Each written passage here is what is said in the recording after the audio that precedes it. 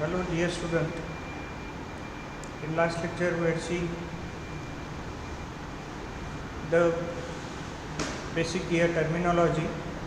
What is the meaning of gear, what types of gears are there, for what purpose the gears are to be used. Gear is basically used to transmit motion and power, or it is also used to reduce or increase the speed by shifting the gears from one gear to second gear, third gear, like that. So it is also used to reduce or increase the, or to have a variation in the speed. We are using the gears. And different terminologies we had seen: addendum, detendum, pitch, circle diameter, pitch, circular pitch of the module of gear, and various its terminology. What is the gear thickness and what is the width of the tooth of particular gear. Various types of gears we had also seen. So in today's lecture we are going to focus on the various inspections to be carried out for the gear measurement. So basically there are two inspection, that is, one is a functional type of inspection and another is the analytical method. So functional, what does it mean? Functional type of inspection means it is done by running gear under another gear. So carry out the test when the one gear is running, and when one gear is running and it is in mesh with the another gear. That is a functional type of inspection. So this is basically carried out to determine noise level and composite variation or vibrations in the particular. Some noise is coming, then we are going to carry out the functional type of inspection. And when the analytical inspection is to be carried out, so when we want to determine the various errors such like runout, backlash, leak, etc. So that inspection is called as the analytical method of inspection. So this test reveals any errors in pitch, tooth form and concentricity of pitch line. So this is all about the types of inspection of gear. One is functional type of inspection, another is analytical inspection. So this is the functional type of inspection. In rolling inspection is there. So what is rolling inspection, or what is the rolling test? The gear to be tested is actually compared with a hardened and ground master gear. So the gear which you are going to test, that is in mesh with the master gear. So this test is generally performed on a most common machine called as a Parkinson gear tester. So in Parkinson gear tester, you are able to understand what is the tooth form, what is the error, whether there is error in pitch or concentricity of pitch line, and like that various forms you are going to, or backlash or runout, you can test under this particular Parkinson gear test. So this is the block diagram of Parkinson gear test. So this is one is the master gear. This master gear is in mesh with the gear under test, of which you are going to measure the profile. So this gear under test is mounted on this vertical spindle, and master gear is also mounted on a vertical spindle. Spring is there. This is fixed. This spindle is fixed and this is movable, and this is the spring. So this is the floating carriers. You can measure this and lock this. This is the dial gauge indicator, and rotate this master gear. So this is in mesh with the gear under test. So if there is any variation in the tooth form, or any backlash or runout is there, or concentricity differences is there, so this will deflect by the dial gauge indicator. So what is the principle? A master gear is mounted on a fixed vertical spindle. This is a vertical spindle that is fixed, and the gear to be tested on another similar spindle. These gears are maintained in mesh by means of spring pressure. These are in contact with the help of this spring pressure. The gears are mounted on two spindles so that they are free to rotate without measurable clearance. The right spindle can be moved along the table and clamped in any desired position, and the right spindle slide is free to move. The slide is free to move. At first, the dial gauge is set to 0 and then two gears are mounted on spindle. The variation in dial gauge reading are any irregularities in gear under test. If you are getting such type of graphs, so no concentricity is there, no run out and like that, no change in form of the gear is there. So this is the fully satisfactory, means this is perfect gear, and this is the moderate, somewhat some error is in the profile of the gear, and this is unsatisfactory, so this is rejected. So this is the basic Parkinson gear tester, and this is the master gear, this is the gear under test, and this is bring in contact with this dial gauge indicator is there, and this dial indicator is drawing the graph. So this is the basic constructions of the Parkinson gear testing. So in this topic also we are going to focus on how to measure the thickness, tooth thickness, gear tooth thickness. So basically it is measured by gear tooth vernier caliper, base tangent method, constant pot method, and measurement over pins or balls. So in your syllabus only gear tooth vernier caliper method and constant pot method is given. So one by one we are going to focus on it. So this is the vernier gear tooth caliper. If you look this diagram, so this is, you are seeing that this is one vernier caliper and this is another vernier caliper. This is the horizontal vernier caliper, this is the vertical vernier caliper. Both are combined, so it is called as a gear tooth vernier caliper. It has a vernier scale here, it is a main scale here, these are the locking screws, and this is the movable jaw. This is the plate, this is the tooth form, gear tooth form on which this plate is resting. You can move this jaw in this direction, and this jaw is the fixed jaw. So if the jaw is touch here, if it is touch here, what will happen? You are measuring this distance under this jaw. Under the jaw, you are measuring this distance. So this is measured by horizontal vernier caliper. So you are ultimately measuring the width. And if I take this vertical vernier caliper, so if I put this as a jaw and another jaw is here, so this distance, vertical distance, is called as a depth. This is called as a depth. It is denoted by D, and this is width is denoted by W, suppose.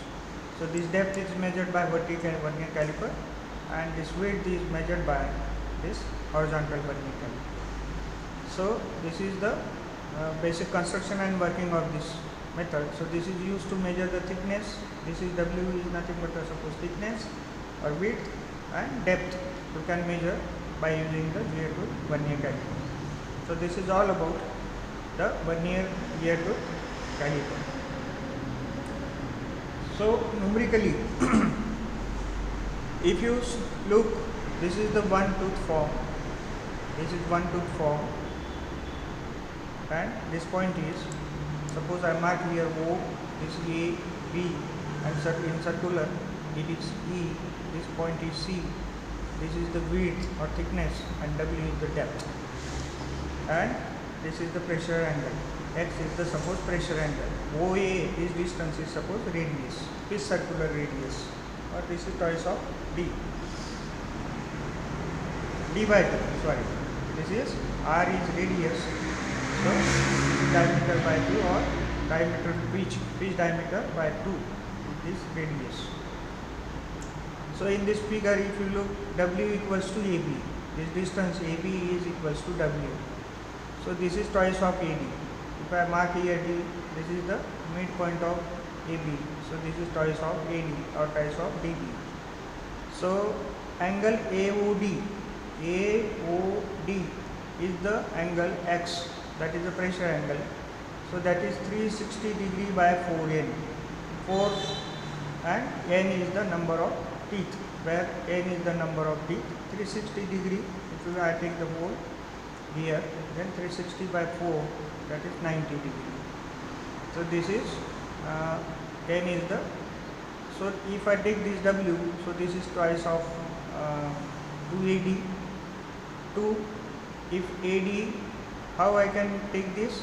This is the 90 degree. This angle, if I take this right angle, triangle, OAD, so AO sin x, x is the pressure angle. So AO means R, the distance is R, sin 360 divided by 4A. So moduli, you know that moduli is this circle diameter upon number of teeth. This circle diameter is twice of R upon n. Therefore R is nm divided by 2. So W is, put the value of R in this equation. W is nm by 2. This is the value of R sin 360 or sin 90 by n. So this is the formula for the width of the teeth. Then how to calculate this depth? So go for this depth, D equals to DC.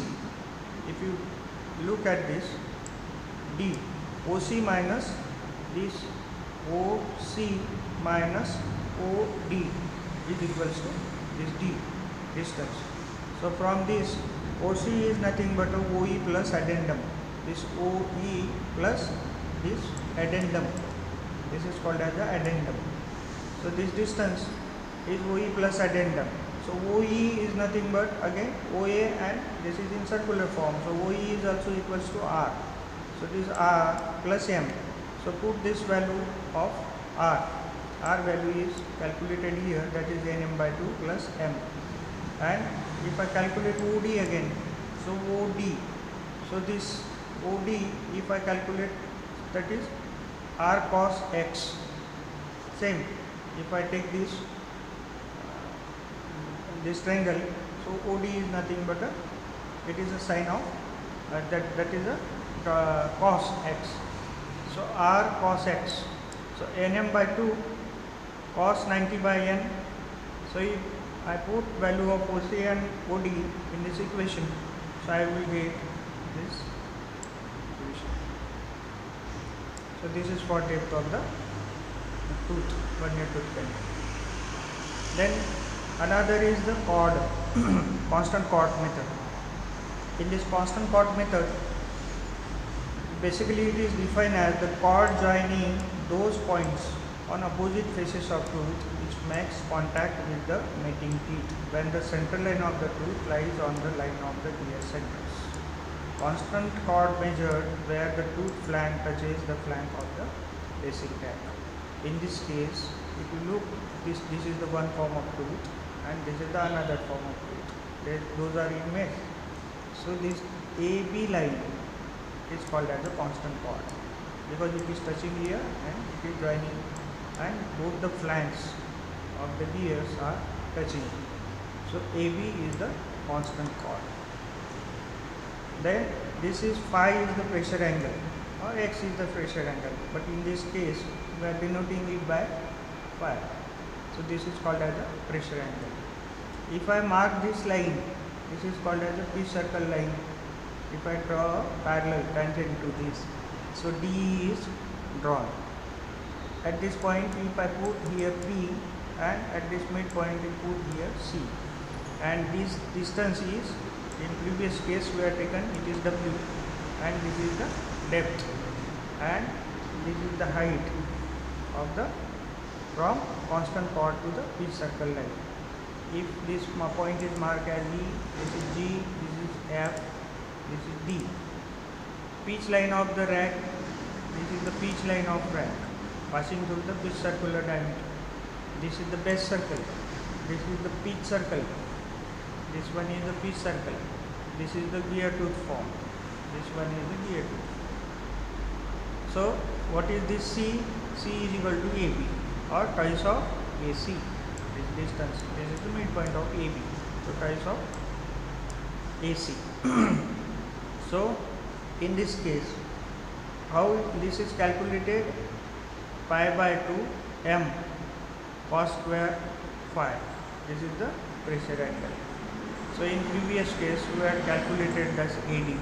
In this case we have calculated that AD. This is the sine of this. But in this case, if I take this pi by 2 m cos square x pressure angle. So this is the from this triangle. If how I will get this? So if this is the phi pressure angle. Why this is again? This is the tangent line drawn. If I take this one perpendicular line, this another tan phi pressure, this is pressure angle.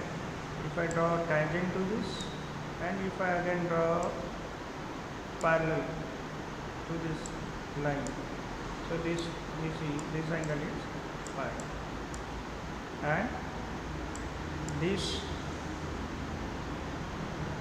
project this one. What is this? C.